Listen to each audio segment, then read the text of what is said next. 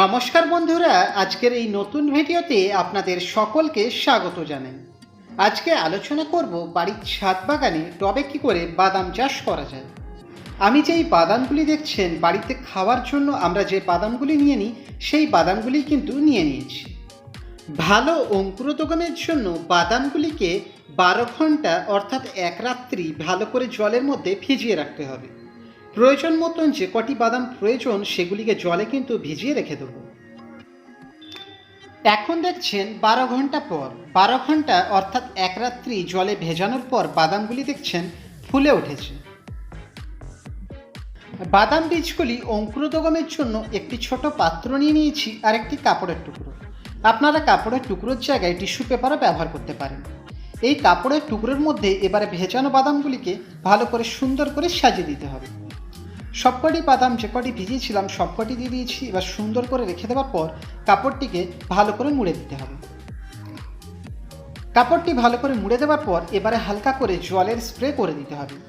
এমনভাবে জলের স্প্রেটি করব আমরা যাতে অতিরিক্ত জল না থাকে, কাপড়টি জাস্ট ভেজা ভেজা অবস্থায় থাকে। এই অবস্থায় কিন্তু রেখে দিতে হবে। আজ দেখছেন দুদিন পর, দুদিনের দিন ঢাকনাটি খুলে দেখি ঠিক কী অবস্থায় রয়েছে। কাপড়টি হালকা করে খুলে নেবার পর লক্ষ্য করে দেখুন বাদামগুলি কিন্তু অঙ্কুরিত হয়ে গিয়েছে। সবকটি বাদাম কিন্তু অঙ্কুরিত হয়নি, আরও কিছুটা সময় লাগতো। কিন্তু দুদিন পরও বেশ কিছু বাদাম দেখুন, এই হাতের বাদামটি দেখুন, লক্ষ্য করে দেখুন খুব সুন্দর অঙ্কুরিত হয়েছে। পাশে আরেকটি দেখাই, দেখুন এটিও কিন্তু খুব সুন্দর অঙ্কুরিত হয়েছে। এই বাদামের বীজগুলি এখন কিন্তু মাটিতে রোপণ করার জন্য উপযুক্ত হয়ে গিয়েছে। এবারে জেনে নেব মাটি তৈরির বিষয়। সাধারণ গার্ডেন সয়েল 40% মতন, 20% মতন যে কোনো ধরনের কম্পোস্ট সার এবং 40% নিয়েছি সাধারণ বালি। এই সমস্ত উপাদানগুলি মিশিয়ে ভালো করে বালি মাটি তৈরি করে নিয়েছি বাদাম চাষের জন্য। বাদাম চাষের জন্য এঁটেল মাটি ব্যবহার না করে বালি মাটি ব্যবহার করাই সবথেকে ভালো রেজাল্ট পাওয়া যায়।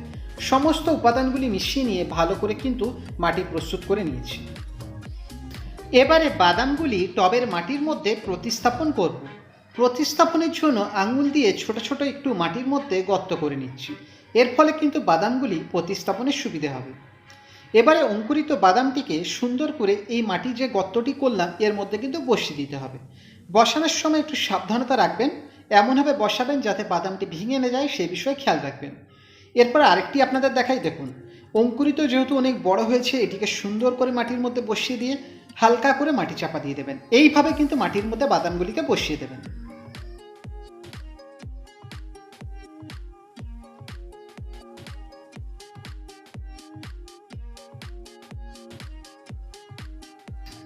বাদামগুলি বসিয়ে দেবার পর ভালো করে প্রথমবার কিন্তু অল্প করে হালকা করে মাটিটি ভিজিয়ে নেব। এবারে টবটি কিন্তু খোলামেলা জায়গায় রাখতে হবে যেখানে পর্যাপ্ত কিন্তু আলো বাতাস রোদ পায়।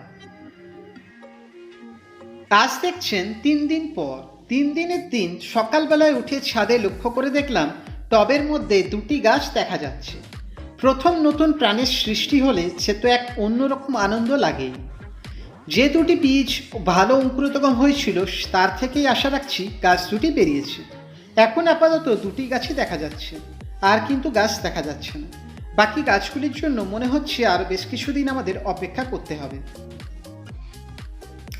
আজ দেখছেন 8 দিন পর, 8 দিনের দিন নতুন নতুন গাছ কিন্তু আরও দেখা যাচ্ছে। অবশ্যই আনন্দ তো লাগছেই, তার একটি বিশেষ কারণও আছে। 8 দিনে কিন্তু এই গাছগুলি বেশ খানিকটা বড় হয়ে গিয়েছে। আনন্দের বিশেষ কারণ বললাম, তার কারণ হলো বাদাম চাষের জন্য যারা করে থাকেন তারা কিন্তু জানেন বাদাম চাষের কিন্তু এই সময়টা নয়, অর্থাৎ আমি কিন্তু অসময়েই বাদাম চাষ করছি। যারা গরমে বাদাম চাষ করা হয় জানেন কিন্তু আপনারা খুব ভালো করেই জানুয়ারি ফেব্রুয়ারি মাসে অর্থাৎ শীতকাল চলে যাওয়ার পরেই কিন্তু বাদামের বীজ বোনা হয় এবং মে জুনের মধ্যেই কিন্তু বাদাম তুলে নেওয়া হয়। আমি কিন্তু মে জুন মাসে অর্থাৎ জুন মাসের পর অর্থাৎ অসময়ে কিন্তু বীজগুলি কিন্তু বপন করেছি। তাতেই যে এত সুন্দর গাছ হবে কিন্তু ভাবতে পারিনি। তাই অসময়ে বাদাম হচ্ছে, এটা আমার কাছে অনেকটাই আনন্দের বিষয়। আজ দেখছেন 25 দিন পর, 25 দিনের দিন গাছের বৃদ্ধি কিন্তু যথেষ্ট সুন্দর হয়েছে। গাছগুলো দেখছেন একেবারে সুন্দর এবং সতেজ রয়েছে। সত্যি কথা বলতে জুন মাসে অসময়ে আমি কিন্তু শখের বশেই কিন্তু টবের মধ্যে বাদামের বীজগুলি কিন্তু বসিয়ে দিই। এখন জুলাই মাস চলছে, এই 25 দিনে যে এত সুন্দর গাছগুলি হবে আমি কিন্তু নিজেও ভাবিনি। এখন জুলাই মাস চলছে, এর সময় কিন্তু প্রায় বৃষ্টিপাত চলছে, বর্ষাকাল শুরু হয়ে গিয়েছে। তাই এই সময় গাছগুলিকে সুস্থ রাখার জন্য প্রতি সপ্তাহে কিন্তু একদিন করে আমি নিম অয়েল স্প্রে করছি। এতেই কিন্তু গাছের বৃদ্ধি কিন্তু যথেষ্ট সুন্দর হয়েছে। আজ দেখছেন 37 দিন পর আরও কিন্তু গাছের বৃদ্ধি কিন্তু বেশ কিছুটা বড় হয়েছে। গাছগুলি কিন্তু দেখতে কিন্তু দেখুন সুন্দর লাগছে। সবথেকে বড় ব্যাপার, আজকে প্রথম লক্ষ্য করলাম বাদাম গাছে কিন্তু ফুল ফুটতে। বাদামের ফুলটিও কিন্তু অসাধারণ সুন্দর দেখতে। জানা নেই বাদাম হবে কিনা এখনই, কিন্তু ফুলটি দেখে কিন্তু সুন্দর ছোট্ট হলুদ ফুল, মনটি ভরে গেল।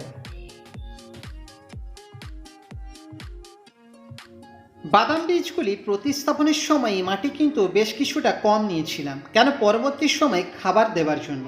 মাটি কিন্তু এখন অনেকটাই কমে গিয়েছে, তাই কিন্তু খাবারের ব্যবস্থাপনা করতে হবে। গাছে কিন্তু এখন ফুল আসছে, আগামী দিনে বাদাম ধরতে পারে, তাই খাবারের ব্যবস্থা করব। খাবার হিসাবে যেটি ব্যবহার করছি 50% কম্পোস্ট সার এবং 50% বালি। এই দুটি উপাদানের সাথে 1 চামচ কিন্তু সর্ষের খোল গুঁড়ো নিয়েছি জৈব পদ্ধতিতে এটি খাবার হিসাবে, এবং 1 চামচ নিচ্ছি নিমখোল। নিমখোলের কারণ যাতে মাটিতে রোগ পোকার আক্রমণ না হয়। এছাড়া নেব 1 চামচ হাড় গুঁড়ো। এই উপাদানগুলির সাথে যেটি আরেকটি নেব, একটি ফাঙ্গিসাইড পাউডার। ফাঙ্গিসাইড পাউডার হিসাবে আমি নিচ্ছি সাপ, এটি 1/2 চামচ নেব। যে কোনো ধরনের ফাঙ্গিসাইড পাউডার কিন্তু নিতে পারেন। এবারে সমস্ত উপাদানগুলিকে ভালো করে মিশিয়ে নিতে হবে।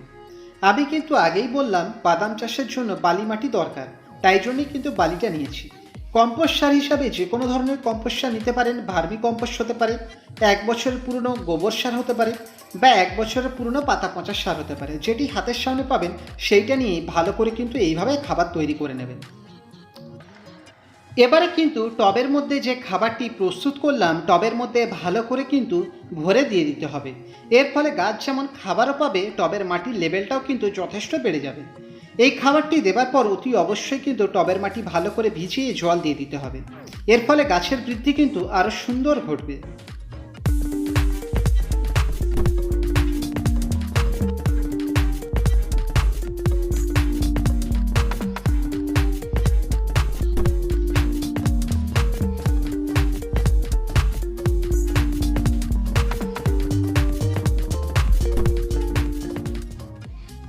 এছাড়া গাছে খাবার হিসেবে ব্যবহার করেছি আমি সর্ষের খোল পচানো।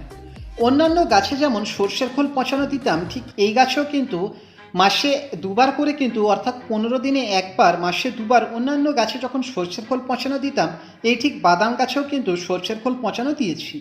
এতেই কিন্তু গাছের বৃদ্ধি কিন্তু খুব সুন্দর হয়েছে, এবং গাছে কিন্তু ফুলটা কিন্তু দেখুন, গাছে দেখা যাচ্ছে বিভিন্ন জায়গায় প্রচুর ফুল আসছে।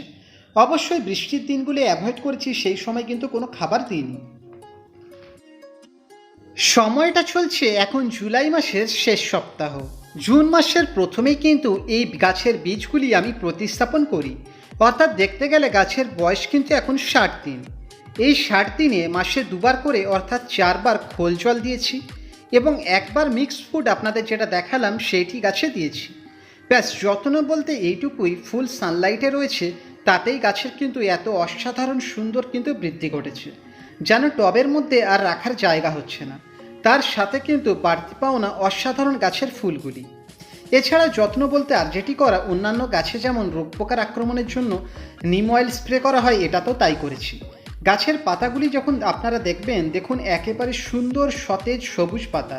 কোনো গাছের পাতার মধ্যে কোনো স্পট বা রোগ পোকার আক্রমণ কোনো কিছুই নেই, একেবারে সুন্দর গাছ রয়েছে। শুধুমাত্র এইটুকু সামান্য যত্ন করেই যে এত সুন্দর গাছ হবে, এটি আমার ভাবনা চিন্তার বাইরেই ছিল। উপরন্ত পাওনা হচ্ছে এত সুন্দর সুন্দর দেখতে ফুলগুলি।